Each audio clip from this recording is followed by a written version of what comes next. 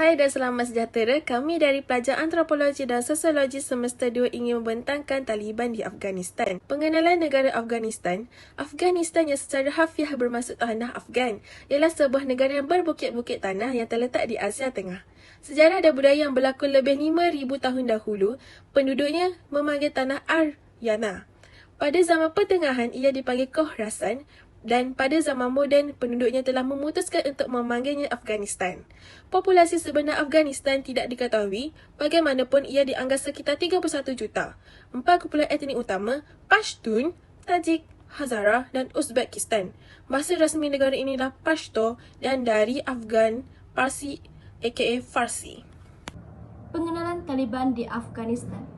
Taliban merujuk kepada diri mereka sebagai Emiriyah Afghanistan iaitu IEA ialah sebuah organisasi ketenteraan gerakan Islam Deobandi di Afghanistan yang kini berperang iaitu jihad di dalam negara Afghanistan.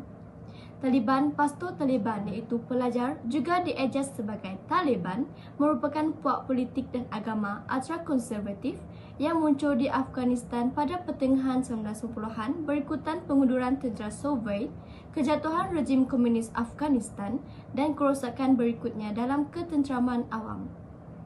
Taliban dahulu dikenali sebagai organisasi ketenteraan terorisme pengganas Afghanistan.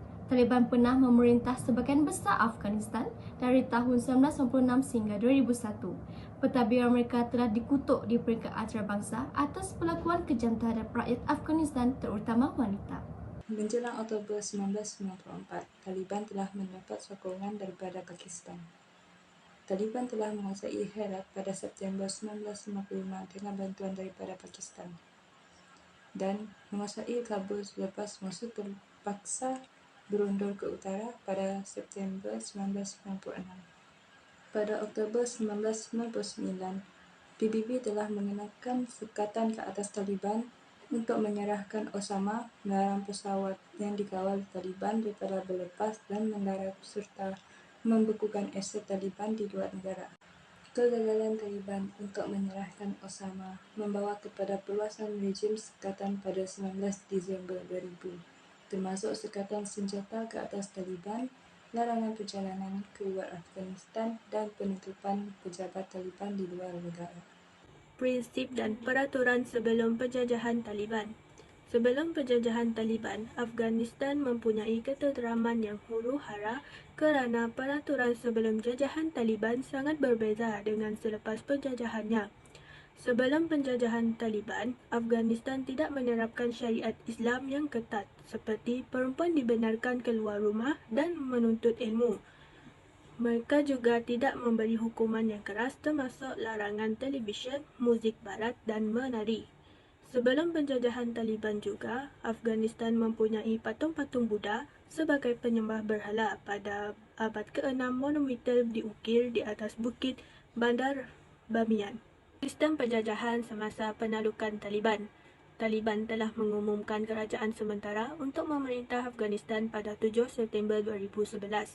Taliban juga telah kembali berkuasa hampir 20 tahun selepas kempen tentera yang diketuai Amerika Syarikat menggulingkan kumpulan itu sebagai tindak balas kepada mereka. Taliban juga memasuki Kabul pada 15 Ogos 2021, kemuncak kemajuan tentera yang di seluruh negara yang mengejutkan ramai pihak di Amerika Syarikat dan Afghanistan. Taliban telah membentuk semula dinamik serantau, membentuk musuh dan pesaing Amerika Syarikat, memandangkan pentadbiran Biden dan Kongres ke-117, mempertimbangkan situasi baharu di Afghanistan. Pelbagai alat dasar Amerika Syarikat berpotensi tersedia. Selepas 20 tahun, iaitu pada tahun 2021, Taliban telah membangkit dan menjajah semula Afghanistan. Antara cara dan sebab Taliban menjajah semula Afghanistan ialah dengan menarik semula tentera Amerika Syarikat dengan menandatangani perjanjian damai. Beliau menjadi penjajah di Afghanistan adalah disebabkan beliau mempunyai sebahagian daripada ciptaan kuasa asing, iaitu beliau menggunakan Afghanistan bagi tujuan sendiri. Selepas Taliban menjajah semula Afghanistan, peraturan dan prinsip adalah seperti dahulu, iaitu berfokus kepada kaum wanita.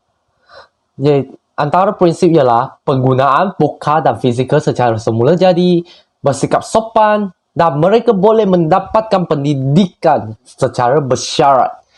Jikalau sesiapa yang membantahi peraturan akan dikenakan hukuman syariah seperti penghinaan atau dipermalukan di depan umum, dirotan atau dirajam batu sehingga mati. Kesimpulan, OEF memuji bahawa pada hari ini Afghanistan mempunyai kerajaan yang dipilih dengan sewajarnya yang diketuai oleh presiden yang dipilih secara demokrasi. Negara ini berada di landasan pembangunan dan ramai suspek pengganas telah dihapuskan oleh tentera bersekutu.